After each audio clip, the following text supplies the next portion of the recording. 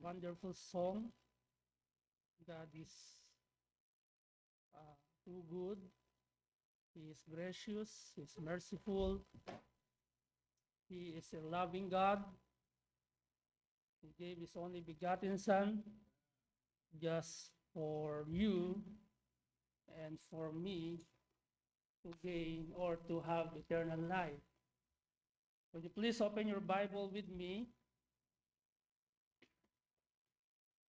in Ephesians chapter 4, which is we already read a while ago.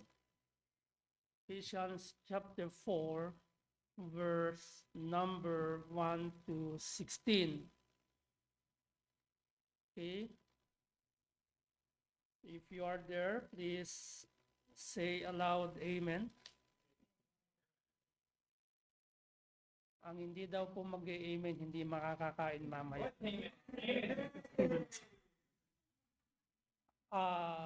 If you are there, say aloud, Amen. As just follow me as I read along the passage on our theme this year, edifying together in the love of Christ. Verse number 1, I therefore, the prisoner of the Lord, beseech you that ye walk worthy of the vocation wherewith ye are called, with all lowliness and meekness, with long sufferings or suffering, forbearing one another in love, and devouring to keep the unity of the Spirit in the bond of peace. There is one body and one Spirit, even as ye are called in one hope of your calling. One Lord, one faith, one baptism, one God, and the Father of all, who is above all, and through all, and in you all. Verse number 7, but unto every one of you, or of us, is given grace according to the measure of the gift of Christ. Wherefore, he saith, when he ascended up on high, he led captivity captive, and gave gifts unto men. Now that he ascended, what is it but that he also descended first into the lower parts of the earth? He that descended is the same also that ascended up far above all heavens, that he might fill all things.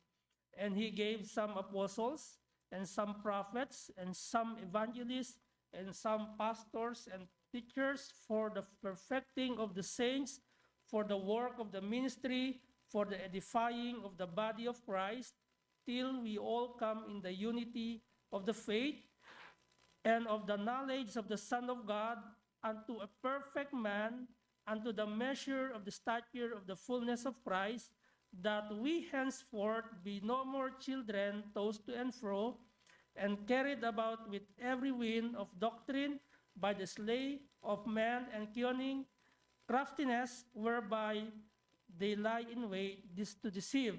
Verse 15, but speaking the truth in love may grow up into him in all things, which is the head, even Christ, from whom the whole body fitly joined together and compacted by that which every joint supplieth according to the effectual working in the measure of every part, maketh increase of the body unto the edifying of itself. Let's pray. Father God, who is merciful and loving God, we adore you for what you have done for us.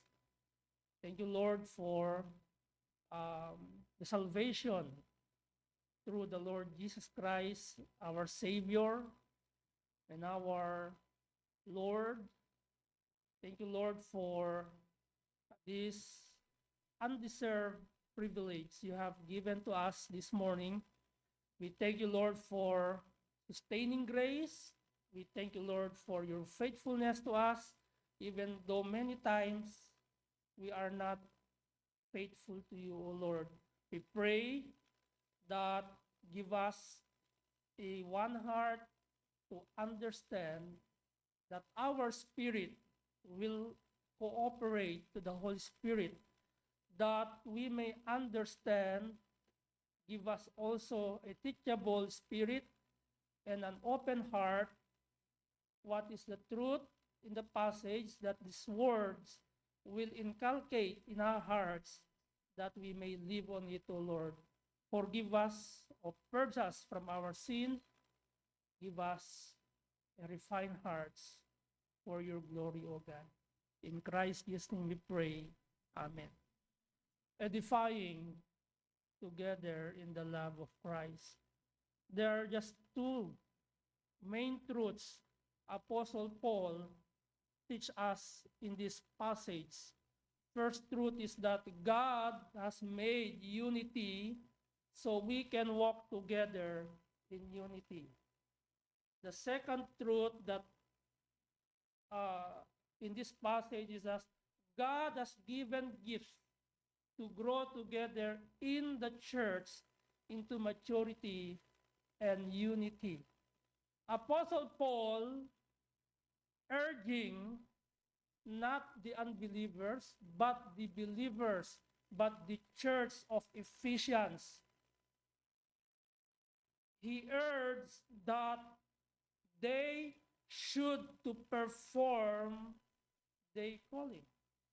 Kailangan nilang i-demonstrate, gawin yung pagkakatawag sa kanila ng Diyos.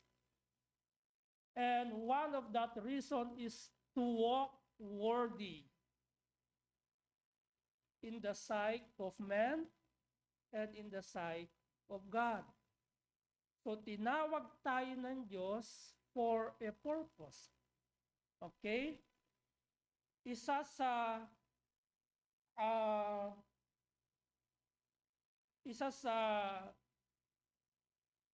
naobserbahan ko sa larong message relay. Alam niyo ba 'yon? Yung sa mga games magme-message na relay na relay ng message. So okay, so the game master will group or will create a group, okay, to do the games.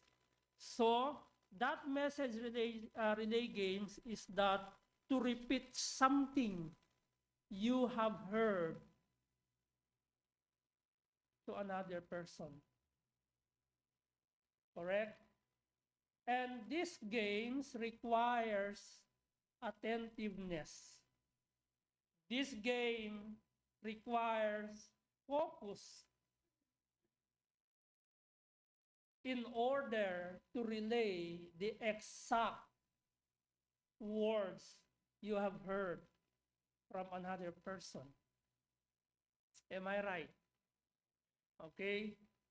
Para mapakinggan mo, eksaktong sasabihin mo, yung narinig mo doon sa tao na yon. And many times, naobserbahan ko yung laro na yon, pagdating sa gitna pa lang, there is missing words. Why? Bakit kaya? Okay? We have indifferences, there is levels of hearing. Diba, minsan pag napacheck kayo, ilang decibels yung kaya ng pandinig mo. Maaring yung whisper lang sa'yo is, it's too high. Or maaring it requires, little bit of high voice you should to tell, or you should to voice out, o maaring ikaw yung tipo ng isang tao, ang pandinig mo ay kailangan masigawan ka para marinig mo yung sinasabi. Brother Kapil, you can ask Brother Codes. He can translate it to you. Okay, if I fail to tell or to speak Tagalog. Okay? So, that's the game. So, in order to win that game, so everyone should work together, everyone should focus together, everyone should be to cooperate together in one goal. And that goal is what? To win. And our goal, the goal of this passage is to edify, meaning to building up together, to what do you call this? That we may be strong together, like in one body. You don't let this body or your body that one part of your body is weak. I don't even know kung meron isa sa atin na hayaan niya yung isang tenga niya ay masira. Am I right? And this passage, Paul beseeching us, okay, to walk worthy. We are called, according to the verse number 1, together to unity and to serve one another. As I told, we are all servants. Even though I am a pastor, I'm still servants. I'm still prisoner, just like Paul. He told in that passage that I, therefore, the prisoner of the Lord, beseech you or urge you that ye walk worthy of vocation or calling, kung saan tayo tinawag, wherewith ye are called. Saan ba tayo tinawag? Why God called you? And who you are, why God called you? Sino ba tayo para tawagin ng Diyos? You remember, Romans chapter 3 verse 10, as it is written, there's none righteous, no, not one. We are all nothing in the sight of God. But because of His love, because of His grace, He gave His only begotten Son, wherewith God used Jesus Christ, His only begotten Son, that we may reconcile to Him. The original peacemaker is the Lord Jesus Christ. He is to reconcile us to God. Because of sin, we are called, according to this passage, that we may walk worthy. How can we walk worthy? How can we walk in unity, or how can we edify one another as God called you? So you can walk worthy. Lumakad ka ng ito yung manners. I don't think so. The day that you accept the Lord Jesus Christ as your personal Savior and Lord, because God is powerful to change your life. He is He is powerful in order that your old nature, your old life, okay, will be buried, and He will change into new by walking worthy. Amen? So, this is the manner we should to walk. This is the manners we should to walk, and we should to edify another in our lives.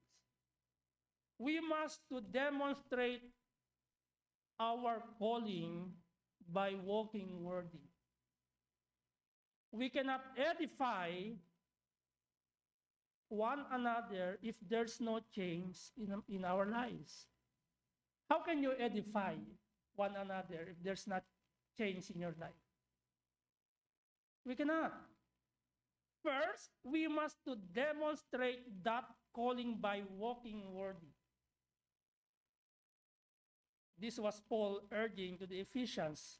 He is urging the church in Ephesus.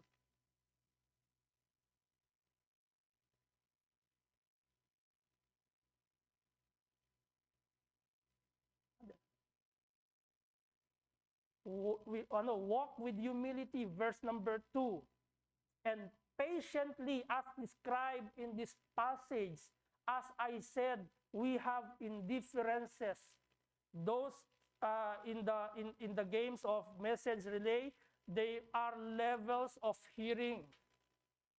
But they should to cooperate to each other in order to relay the exact message they heard to another person. Amen? We should to walk with humility patiently. And another is that we must to bear or bearing patiently one another in love. Meron tayong pagkakaiba-iba. And that is the mystery. That is mystical, or that is what you call this, hiwaga ng pagkakaisa. Biruin mo, we are not biological family here, but God called us together here in one purpose. Amen? Despite of indifferences, let us be eager to maintain unity together because God is glorified. Sa ginagawa natin, because Paul is talking to church, Paul is talking to believers, so what believers must do? First, we must demonstrate our calling by walking worthy. Amen? Second, we must to be eager to maintain the unity of the Spirit in verse number 3. Okay? Not only that, we are connected together to God, to His glory. Tayo ay tinawag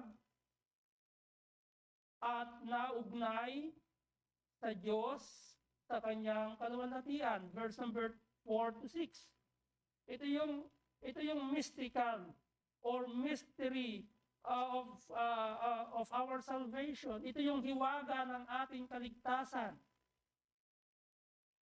Ephesians chapter 2 verse 22, in whom ye also builded together for an habitation of God through the Spirit. Meaning to say that when the day that you accept the Lord Jesus Christ, your body is an habitation, is the temple of the Spirit, temple of God, temple of the Holy Spirit.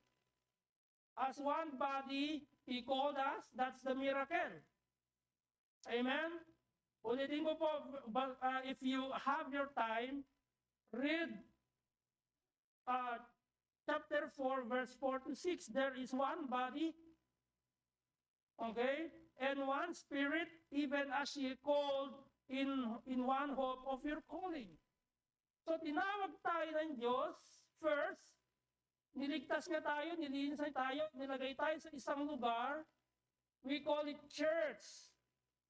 To be in one. One in spirit.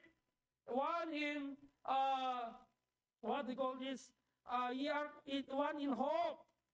Sa pagkakatawag sa atin, we have one Lord, one faith, and one baptism. And that's again the mystery. That's again the mystical of our salvation. I remember, yung marriage is mystery. Okay? There is two souls, man and woman, okay? O mag-asawa, God compacted them together. See, I observe many times, my wife is older than me. But in figure, it looks like I am older to her. Right? Did you see that? Because God compacting us together. Hindi niya hayaan na bata akong tingnan, ang asawa ko matandang tingnan. So He make it fit. That's the mystery. We don't understand many times, observe many times. You are not biological, but you understand each other. Am I right? Tamo, look at Brother Albert and Sister Annalisa. They were the same. Nagiging nagkakamukha sila. Yeah, not just in faith. Look at them. Even in size. That's the mystery, right? Hindi natin na ipapaliwanag. Minsan, madalang na lang ako nakakakita na payat yung isa, mataba yung isa. O maybe meron siyang physical problem. But majority, nakikita ko, kung mataba yung lalaking asawa, mataba din yung babaeng asawa. Because that's the benefits of the mystery of the marriage. Amen? That's the mystery of the marriage. Papaanong gagawin natin? Magkipagkaisa tayo to be, because God connecting us together. So what we are going to do, we should to be, let us unite in one common purpose. What is that purpose God will call you? Ano yung purpose? To glorify God. That's the purpose. That's the purpose you're here. In order to glorify God. Okay?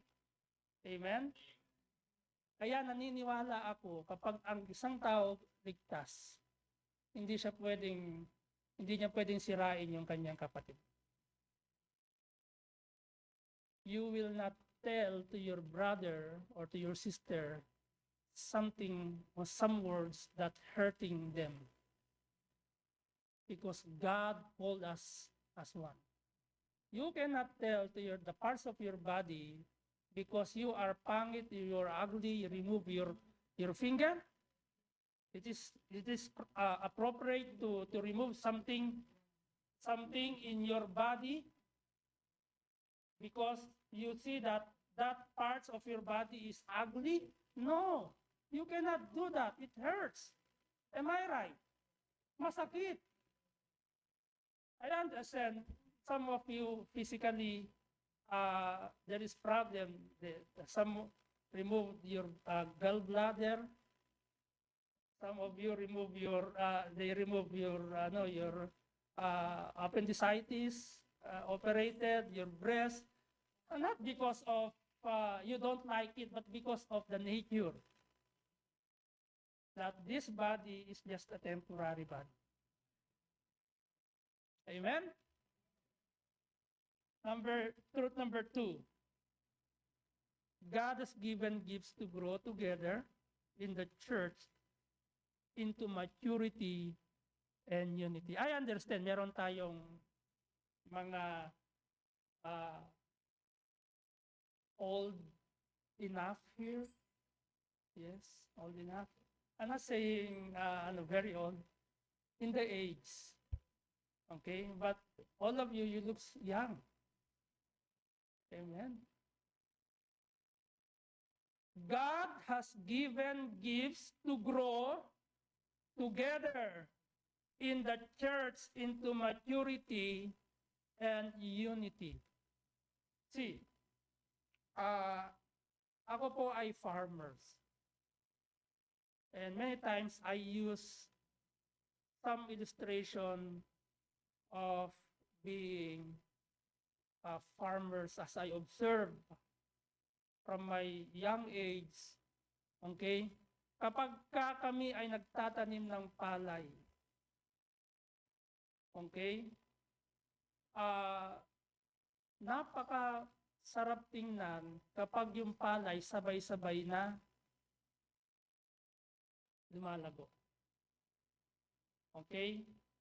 Yung magsasaka, tuwang-tuwa yun kapag nakita niya, uy, pare-parehas yung tubo.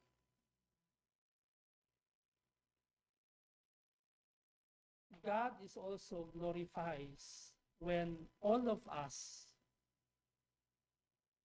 ay nagmamature o nag-grow spiritual in the church. And that is His purpose, to call you here, to call you out of, to call you from darkness into His marvelous light. Tinawag ka ng Diyos mula sa kadiliman patungo sa Kanyang kagilagilalas na liwanag through the Lord Jesus Christ. So we are blessed, number one, and subpoint number one, and privileged by grace for the gifts to grow in the church into maturity and unity. Tinawag ka ng Diyos dito. Walang, no man is an island. Walang nabubuhay dito that I can worship God alone. No! Even why God create men and women. Man is for the woman. Woman is for the man. There's no in between. Are you with me? Walang nabuhay dito na forever single. Because the purpose of God to the man is to have helpmeet, to have his or her companion. Are you with me? When God created Adam, nakita niya there is problem. He is alone. So that's why He gave Eve to be His companion. God gave you to this church, and that is your privilege. Our privilege is that God bless us by His grace for the gifts to grow in the church. That's why every time that someone asking you, let us go to church, go. Go to the church. Because only in the church you can learn truths about God. But that only in the church you can be with the brethren to worship together. I'm not saying we are talking the places. You can worship anywhere, but there is one day God given to those believers to go to church, to worship together, to edify together, to unify together, to worship God, to praise God, and that God is glorified in what we do. Are you with me? Number two, we are blessed and privileged that God gave to the church ministers so we may grow in the church into a maturity or into maturity. What is that purpose? Verse number 7 to 16. But unto every one of us is given grace according to the measure of the gift of Christ. So meaning, okay, according to God's grace, God bless us gifts, and that is your privilege. Kung ano yung pagkakatawag sa iyo ng Diyos, hindi ka tinawag ng Diyos with nothing. He gives you grace to do something for His glory. Amen. And that's the passage, or the truth in the passage is, amen, we are blessed with privilege and privileged by His grace. We are blessed and privileged that God gave to the church ministers. We praise God. We have missionaries around the world to spread the gospel. And one of you might be bunga ng misyon. One of you might be fruits during evangelism. You receive tracts, someone talked to you regarding the gospel of the Lord Jesus Christ. And we thank God for that, and we are privileged. That's why we are all here. Amen? laking pagpapala at pribilehiyo binigyan tayo ng Panginoon ng ministers. Ano yun?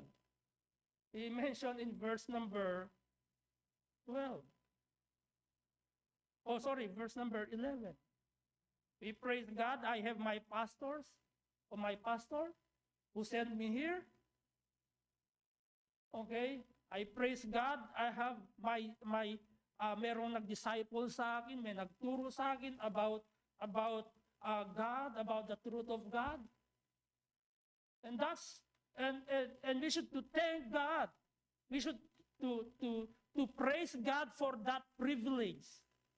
And some of you now is teaching, meaning you are building them up in their faith, meaning you are edifying them that they may grow, that they may love the Lord Jesus Christ until we all come together in maturity.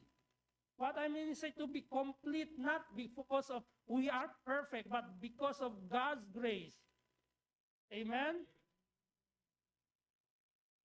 Verse number 12, what is the purpose? To equip us in the work of the ministry. Wala dito. When you accept the Lord Jesus Christ and you do immediately you do the work in the ministry. No. There's someone who patiently teach you, who patiently bearing your burdens, okay, bearing patiently in love. He or she go to your house, visit you. She or he call you many times and pray you many times, and that's. We should to thank God for those ministers, for those servants, for those who do the work of the ministry that God enabled them to do and to be effective in that ministry. Pasalamat tayo sa Diyos sapagkat meron tayong mga missionary, okay, around the world. Meron tayong nagtuturo ng salita ng Diyos that to edify us para para tayo ay pagtibayin sa ating pananampalataya. Edifying the church, edifying the weak for His glory. Nadulwalhati, alam nyo, God is glorified. Okay? When we edify one another. But of course, it requires patience for edifying someone. Amen? Tayo naman na ina-encourage, pinagtitibay, we should to be submissive. Okay? We should to do our best to focus when someone will teach us. Kaya wala dapat na parte ng katawan mo na mahina. Pag may humina dyan at merong tinanggal dyan, it is your fault. Why? Because of sin. Sinabi ng bawal kumain ng lechon. Hindi ko sinabing wala masamang kumain ng lechon, may problema ka nga eh. Diba? Sinabing pwede naman kumain pero isang slice lang. Okay?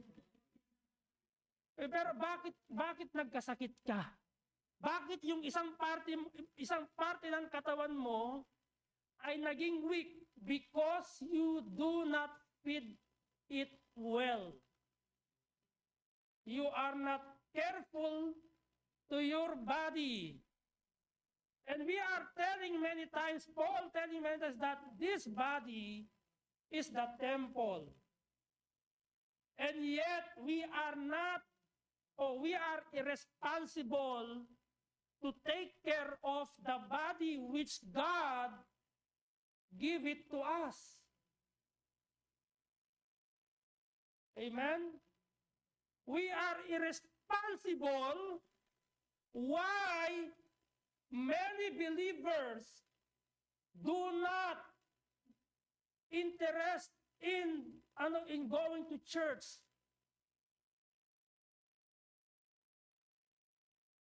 You know why? Kaya bakit sinabi ni Paul na let us edify the body? Because maraming mga Kristiyano, this is the reality. Sarili lang yung iniisip, hindi niya iniisip yung iba. Because if we work together, if we edify together, walang Kristiyano na out of what? Na-OP. Out of place. Walang kaluluwa na pupunta sa church na ma-out of place. Why? Hindi ako galit. You let him or her sit alone. Mahal po namin kayo mga bisita namin. Kaya pinatagyan po namin kayo. Amen? Because when they will go out to this church, you will inject to them, oh, they are so, what do you call this, warm in welcoming us. Mararamdaman nila yun even though hindi sila dumaan pa sa doctrine, but by demonstrating to them that love, they will remember that this man or this woman, she is very very warm when she is very warming. Amen.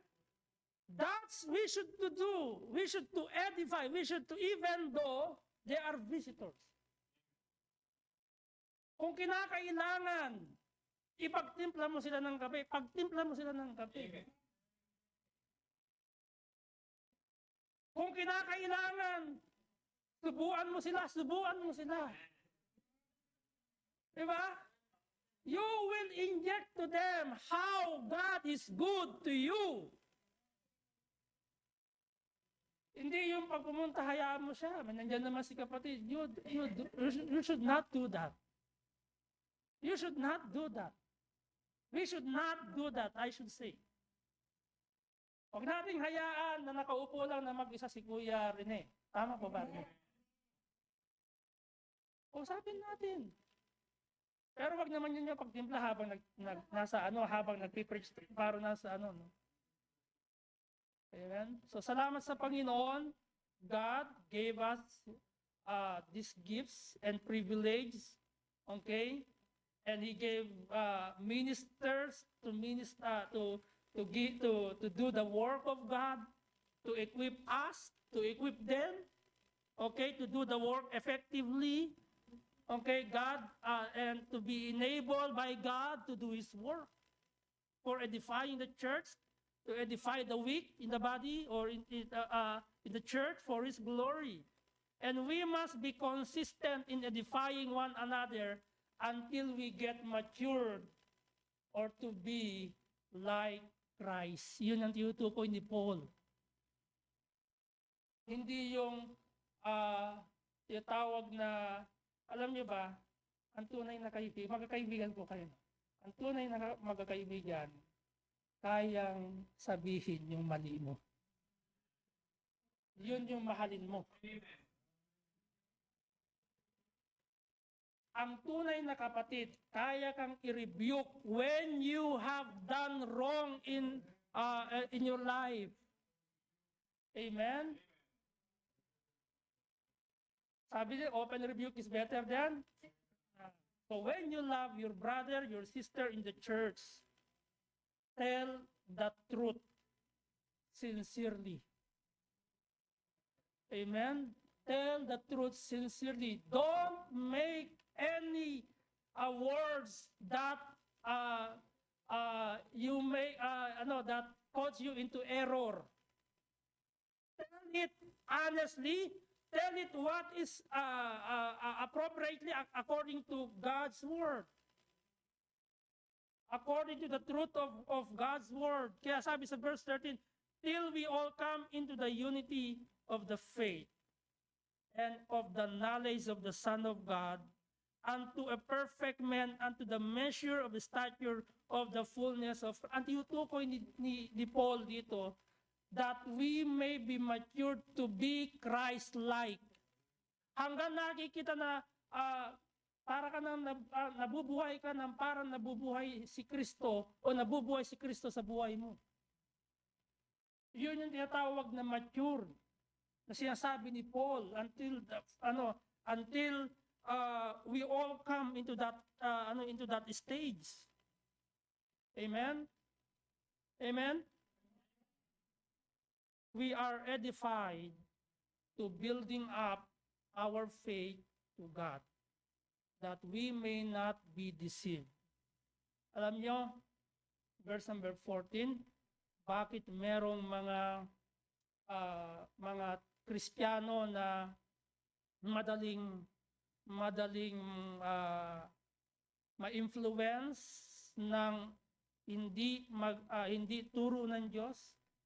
It is because they are not edified.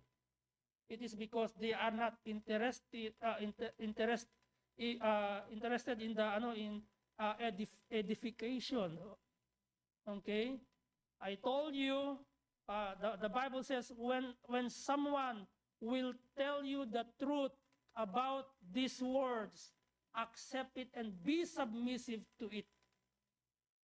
Amen? So all of us will come into the fullness of Christ, to be matured, to be like Christ. Amen? We are to edify together in the love of Christ. There's two things. By telling the truth in sincerity, okay, to avoid error. By telling the truth, there is two things in verse number 15. Truth in sincerity to avoid error. And truth, and telling the truth, number two things is that tell the truth in love. As I said, the one who will love you is those person telling the truth, not fake. Amen? Sinabi bang, ang payat mo pero gusto lang niya i-encourage ka, pero in reality, mataba ka. Diba? Tell the truth. Alam mo, anong dapat natin gagawin? Instead that you are lying, okay, help him or her. Alam mo, medyo kailangan nating maging healthy. O di ikaw mag-initiate, mag-exercise tayo. Instead of telling that you are what do you call this? You are thick, or if you are thin, and then yung siya pala ay mataba. So, amen. Two things, telling the truth in sincerity to avoid error, in verse 15, telling the truth in love. Verse 15b, to be matured enough or to be complete. But speaking in truth in love may grow up into all things, which is the head, even Christ. You know, the source of every believer's to be grown and to be matured is the Lord Jesus Christ. If the foundation of your life is the Lord Jesus Christ, then He is the source of your maturity. We are to be united to edify one another in the love of Christ. Let us demonstrate the calling which God had called us to walk. We should to walk worthy for edifying one another. They will never be edified if you will not walk worthy. Tayo pong lahat ay tumayo, tayo pong malaki.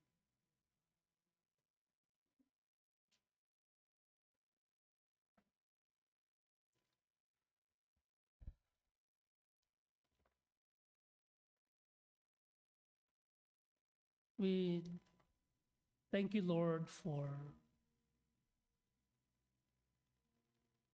calling us. You planned our salvation ahead of time.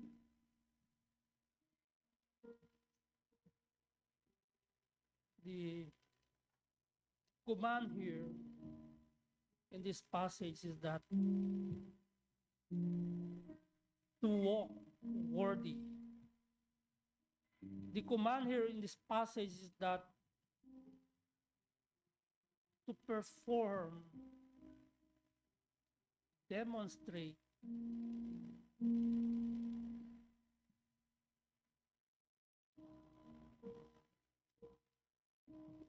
our calling.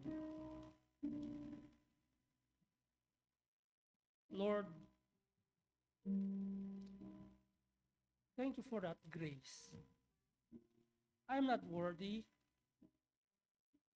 but you call us. You call me. You purpose to call me that I may walk worthy.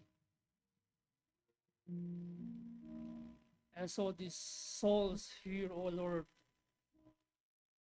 in this congregation,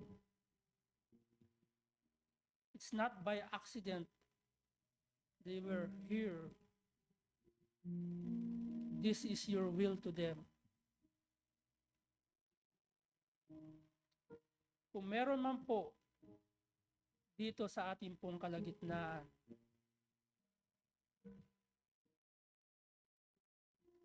gustong magkaroon ng maayos na connection sa Panginoong Jesucristo, then God invites you to open your heart to accept Him as your personal Savior and Lord, and believe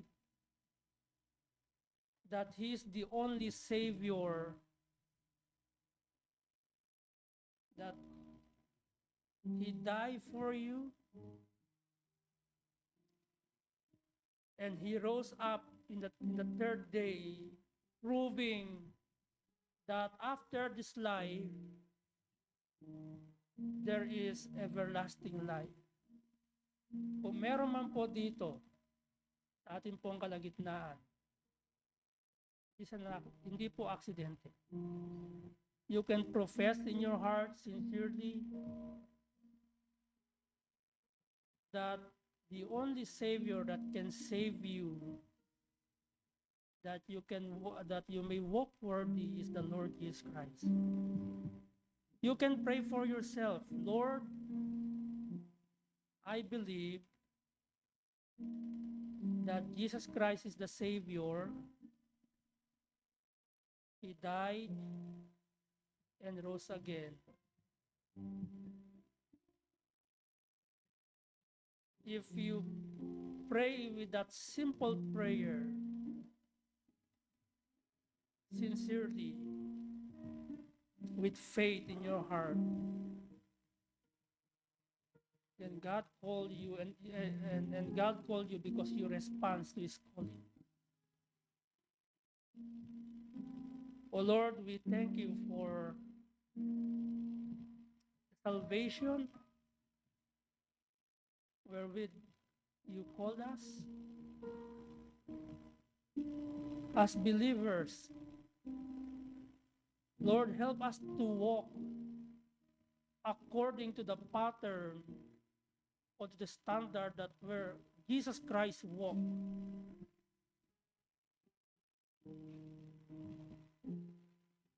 according to the apostles' walk.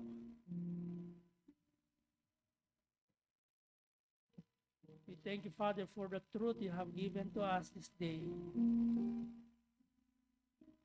The power of the salvation is the gospel of the Lord Jesus. May you bless our visitors. May you bless our brethren with us. And may you bless this ministry you entrusted to us, O Lord. May your name be glorified and magnified in our midst. All these things we ask and pray.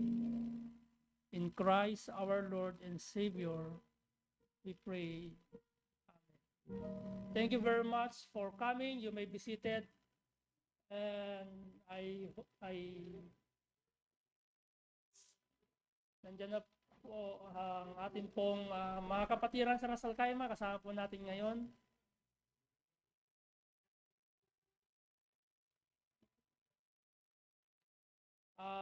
We'll have a short break.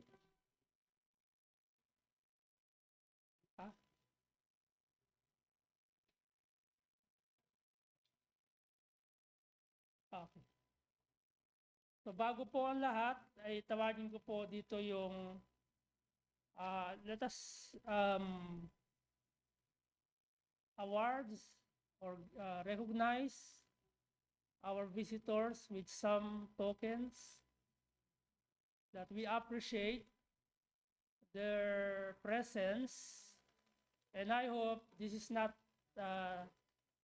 to motivate them for just a gift, because the greatest gift at all that God gave to us is that eternal life. So we love our visitors. We love our, their soul. So we pray for you. So may I invite all the visitors here to, sabay-sabay na po kayo, punta na po kayo dito. Ito po yung aming pasasalamat